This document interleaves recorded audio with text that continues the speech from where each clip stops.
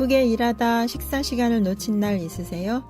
하던 일을 마저 마무리 지으려고 요것만 더 하다가 식사 시간은 훌쩍 지나버리고 배꼽시계는 자꾸 꼬르륵 울리고 이렇게까지 열심히 할 생각은 없었는데 누가 알아주는 것도 아닌데 어쩌다 밥때까지 놓쳐가며 이렇게 열심히 일하게 됐을까요? 일에 대한 열정? 자기만족? 아니면 일을 제대로 못해서? 아무튼 그래서 당신은 행복하신가요?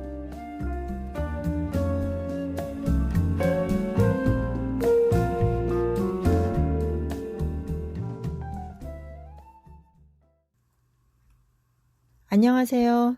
아침 10시 이야기 소파 9번째 시즌의 7번째 이야기 백승영의 그림책 이야기 시작합니다.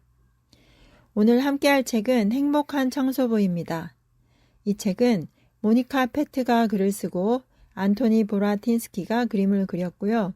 김경현 님이 우리말로 옮겨서 풀빛 출판사에서 나왔습니다.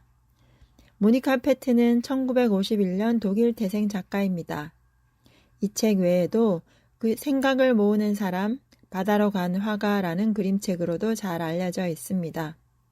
2020년에는 사랑받는 대통령이라는 신작이 나오기도 했어요. 행복한 청소부라는 이 책은 그림책으로 나왔지만 많은 호평 속에 초등학교 5학년 교과서에 실리기도 하고 청소년이 보기 편한 판본으로 다시 나오기도 했는데요. 아이들의 눈길을 끌기 위해 노력하기보다는 담담하게 독일의 어느 청소부 이야기를 들려주고 있습니다. 함께 볼까요? 행복한 청소부. 표지에는 동글동글한 얼굴에 동글동글한 눈동자를 가진 사람이 보입니다. 푸른 모자와 푸른 작업복을 입고 사다리와 소를 들고 있는데요. 초롱초롱한 눈빛과 입가에 편안한 미소가 행복해 보이는 걸 보니 이분이 바로 이 책의 주인공, 행복한 청소부인가 봅니다. 이분은 왜 이렇게 행복해 보일까요? 청소를 하는 게 행복한 걸까요? 아니면 행복한 일이 생긴 걸까요? 전 청소를 필요해서 하긴 하지만 행복하기까지는 않았는데요. 가끔 청소하다가 언젠가 흘렸던 돈을 주울 때는 행복하기도 했습니다. 그럼 이분의 행복의 비결을 책을 열고 한번 찾아가 볼게요. 겉표지를 열면 속지에 그림이 하나 보이는데요. 이 그림이 이분의 행복의 비결인지는 그림을 다 보고 다시 생각해 봐요. 첫 장을 열면 푸른색 청소복을 입은 아저씨가 푸른색 자전거를 타고 푸른색 사다리와 청소 도구를 싣고 어디론가 가고 있습니다. 이분은 독일의 거리 표지판을 닦는 청소부이고 표지판을 닦으러 가는 중입니다. 아저씨는 작가와 음악가들의 거리에 있는 표지판을 닦는 일을 합니다. 길거리의 표지판은 언제나 금방 더러워지지만 아저씨는 기죽지 않고 더러움과의 싸움에서 언제나 승리를 하고 청소부 반장과 국장에게 최고라며 인정도 받습니다. 아저씨는 행복했습니다. 자신의 일을 사랑하고 자기가 맡은 거리와 표지판들도 사랑했거든요. 그런데 어느 날 지나가던 아이와 엄마의 대화를 듣습니다. 행복이라는 뜻의 글리크와 작곡가 글루크를 헷갈린 아이의 질문에 글루크는 작곡가 이름이야. 그 이름을 따서 거리 이름을 붙인 거란다. 라는 엄마의 말을 듣고 아저씨는 조금 당황스러웠습니다. 글루크라는 사람에 대해서 그 아이만큼 아무것도 몰랐기 때문이죠. 유명한 사람들의 이름이 적힌 표지판을 매일 닦으면서도 정작 그들에 대해서는 아무것도 몰랐던 아저씨는 그건 안 되지, 이대로는 안 되겠어 라고 생각하게 됩니다. 여러분은 글루크라는 작곡가를 아시나요? 저도 잘 모르는데 아저씨처럼 당황스럽지는 않네요. 이 일이 그렇게 당황스러울 일일까요? 글루크는 모르지만 표지판은 늘 깨끗이 닦았고 글루크를 알고 닦는다고 해서 월급이 오르는 것도 아닌데 말입니다. 아마 각자의 가치관에 따라 다르게 느껴질 것 같습니다. 청소부 아저씨가 각성하는 계기가 된 글루크의 음악 한 곡 듣겠습니다. 글루크는 자신만의 독창적인 오페라를 만들어 큰 혁신을 일으킨 고전시대 독일 작곡가이자 마리 앙뚜아네트의 음악 선생님이었다고 합니다. 그가 만든 오르페오와 에우리디체라는 오페라에서 정령들의 춤이라는 곡 함께 들어볼게요.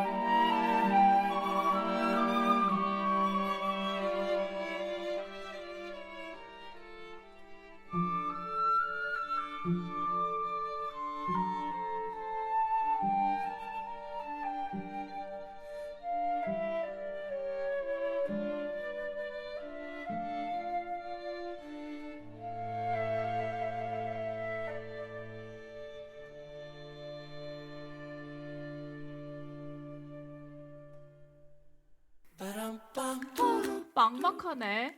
어디서부터 시작해야 할지 감도 안 잡혀. 무슨 일인데 그렇게 한숨을 쉬고 있어? 새로운 교육 프로그램을 짜야 하는데 시작도 못하고 있어요. 어떻게 기획을 해야 할지, 효과적인 홍보 방법은 뭔지 정말 누가 가르쳐줬으면 좋겠어요. 선배가 좀 가르쳐주면 안 돼요? 아, 그건 나보다 아주 체계적으로 도움을 줄 수 있는 곳이 있지. 기획부터 홍보, 운영, 아카이브, 회계 처리까지 우리 시민활동가들이 힘들어하는 부분들을 도와주는 곳이 있어. 바로 서울시 동부권 NPO 지원센터야. 문의해봐. 정말요? 서울시 동부권 NPO 지원센터? 응. 나도 서울시 동부권 NPO 지원센터에서 진행하는 여러 가지 교육 프로그램들로 도움을 많이 받았거든. 시민교육, 아카이브, 글쓰기, 홍보부터 내가 관심 있는 분야가 있으면 언제든 도전할 수 있는 기회를 마련해줘. 서울시 동부권 NPO 지원센터에는 장소 대관도 가능할까요? 그럼 서울시 동부권 NPO 지원센터에는 80인 강의실, 영상 스튜디오 등도 있고 시민활동의 자료가 모아져 있는 아카이브 라운지도 있어서 새로운 아이디어가 필요할 때나 연구자료가 필요할 때도 이용할 수 있어. 우와, 대박! 선배, 혹시 서울시 동부권 NPO 지원센터에 아는 분 좀 소개해 주시면 안 돼요? 걱정 마. 굳이 아는 사람 없어도 서울시 동부권 NPO 지원센터 홈페이지만 찾아보면 금방 이용할 수 있어. 감사합니다. 공익활동 지원을 통해 풀뿌리 시민사회를 활성화하는 동부권 공익활동가들의 놀이터 서울시 동부권 NPO 지원센터가 여러분을 기다립니다.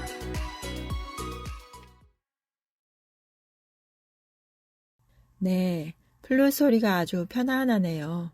글루크는 저도 낯선 이름이었는데요. 검색하면서 글루건 사용법 사이에서 겨우 찾아냈습니다. 마치 조선시대 박연 같은 느낌으로 다가온 독일의 글루크의 정령들의 춤 함께 들었습니다. 자, 이제 책으로 돌아가 볼까요? 자신이 매일 닦던 표지판의 이름이 어떤 사람인지 몰랐다는 사실을 깨달은 아저씨는 글루크, 모차르트, 바그너, 바흐, 베토벤, 쇼팽, 하이든, 핸델, 자신이 닦는 표지판의 이름들을 차례로 적어놓고 그들의 음악을 찾아 듣기 시작했습니다. 오페라 극장에 가기도 하고 스스로에게 선물한 레코드 플레이어와 레코드판으로 음악을 들으니 아저씨는 음악가들과 대화를 나누는 것 같았습니다. 아저씨의 머릿속에는 모차르트의 소야곡, 베토벤의 달빛 소나타, 심지어 오페라 곡까지 가득 찼고 휘파람으로 외워서 불며 표지판을 닦았습니다. 음악가들의 음악이 익숙해지자 이번에는 작가들의 이름을 차례로 썼습니다. 괴테, 그릴파르처, 만, 바흐만, 부슈, 브레이트, 실러, 슈토름, 캐스트너. 그리고는 도서관에 가서 그들이 쓴 책을 빌려 읽었습니다. 아저씨는 한 번도 들어보지 못한 말들도 만나고 무슨 뜻인지 이해되지 않기도 했지만 저녁마다 책 속의 이야기들에 잠겨 있었어요. 그러던 아저씨는 음악에서 발견한 것과 비슷한 비밀을 책 속에서도 발견했습니다. 아하, 말은 글로 쓰인 음악이구나. 아니면 음악이 그냥 말로 표현되지 않은 소리의 울림인가? 이렇게 음악과 책에 푹 빠진 아저씨는 휘파람으로 멜로디를 불며 시를 읊조리고 가곡을 부르고 읽은 소설을 다시 이야기하며 표지판을 닦았습니다. 아, 정말 멋지지 않나요? 성실한 건 기본이고 자신의 일에 깊이를 더한 청소부 아저씨. 그 누구도 시키지 않았지만 자신의 일의 가치를 스스로 찾아가네요. 월급 하나 오르지 않았지만 자신의 일에 깊이와 가치를 찾은 아저씨는 더욱 행복해진 것 같습니다. 우리는 보통 어떤 일의 가치를 남이 평가해 놓은 대로 따라갈 때가 많습니다. 내가 세상 모든 일을 잘 알지는 못하니까요. 하지만 최소한 내가 하고 있는 일, 내가 좋아하는 일의 가치는 스스로 만들어 볼 수 있지 않을까요? 아주 사소한 일이라도요. 저는 설거지에 대해서 생각해 본 적이 있는데요. 어느 날 설거지가 화장실에서 볼일 보고 엉덩이를 닦는 일과 같다는 생각이 들었어요. 뭔가를 먹고 난 후 뒤처리 과정이라는 점에서요. 이렇게 생각하니 화장실에서 볼일을 보고 엉덩이를 스스로 닦는 것처럼 식사 후 자신의 그릇을 스스로 씻는 것이 당연하다는 생각이 들더라고요. 그래서 언젠가부터 저희 가족은 식사 후에 자신의 그릇 뒤처리는 스스로 하고 있습니다. 물론 싱크대에 손이 닿지 않을 만큼 작거나 어디가 아프거나 할 때는 예외가 있지만요. 그럼 청소부 아저씨가 일할 때 휘파람으로 흥얼거렸다는 음악 한 곡 들으면서 내 일에 대한 가치를 내 맘대로 한번 만들어 볼까요? 볼프강 아마데우스 모차르트의 현을 위한 세레나데 제13번 사장조 쾌헬 번호 525 작은 밤의 음악 1악장 아이네 클라인의 나하트 무지크 우리말로 소야곡 듣겠습니다.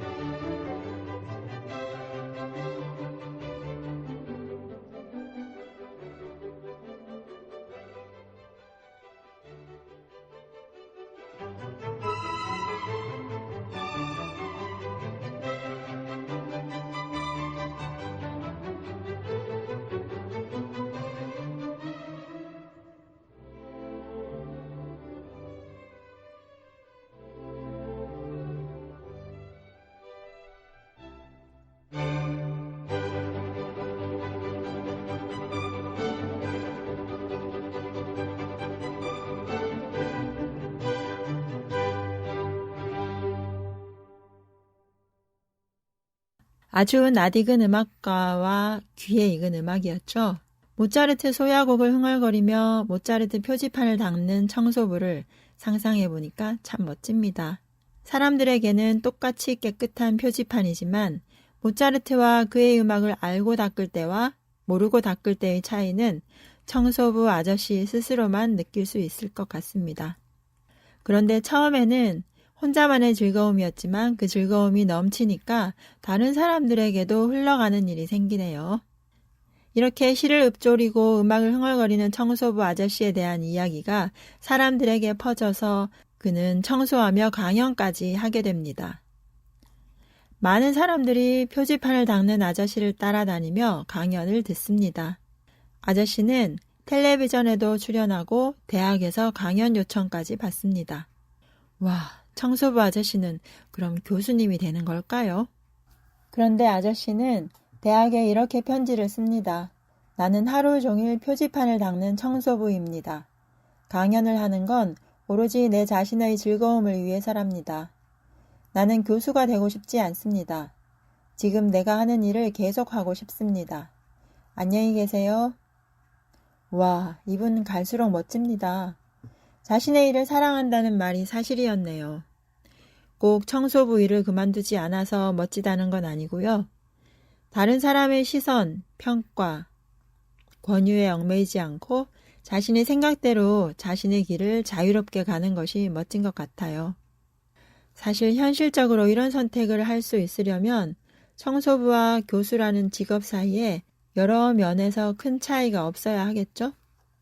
하지만 차이가 있음에도 내 생각대로 선택할 수 있는 자유로움이 더 멋진 것 같습니다. 멋진 청소부 아저씨의 또 다른 애창곡 한 곡 더 들을 텐데요. 베토벤의 월광 소나타를 들으려고 합니다. 그런데 사실 월광, 즉 달빛이라는 이 제목은 베토벤이 직접 지은 것이 아니고 어느 평론가가 지었다고 합니다. 이 곡은 베토벤이 자신의 귓병이 절망적이라는 사실을 알 때쯤 자신의 연인에게 바친 곡이라고 하는데요. 평론가의 느낌이 아닌 내 느낌대로 제목을 다시 한번 생각해보면서 들어볼까요?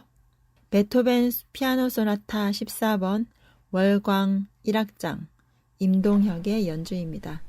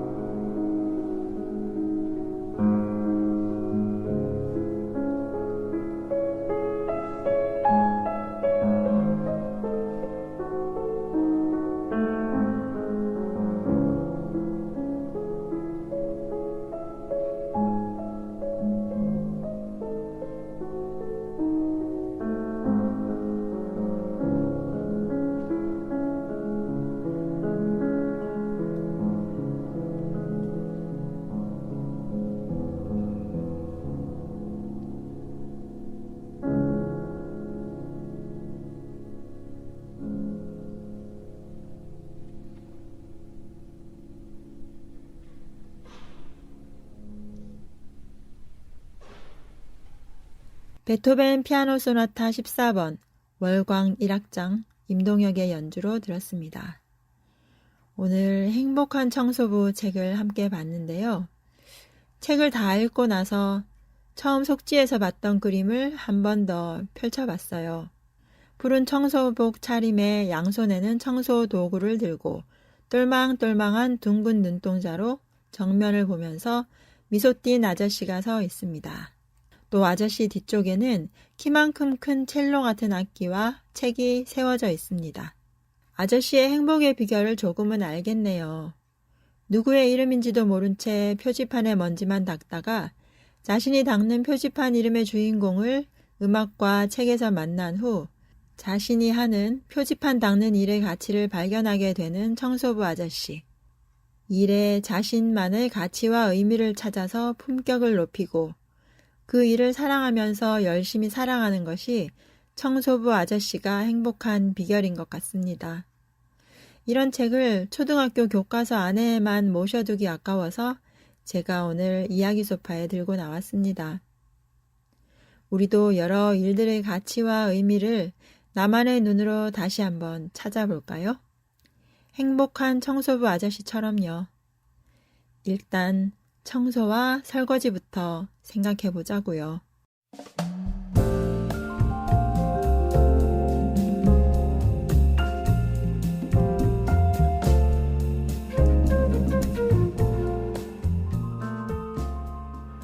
아침 10시 이야기 소파 백승영의 그림책 이야기 여기까지입니다. 행복한 청소부 끝까지 들어주셔서 감사드리고요. 좋으셨다면 좋아요, 그리고 구독 팡팡 눌러주시고 댓글에 여러분 이야기도 기다릴게요. 지금까지 작가와 진행 백승영, 연출 김미연, 녹음 편집 은유, 제작에는 은행나루 마을 방송국이었습니다. 행복하세요, 여러분.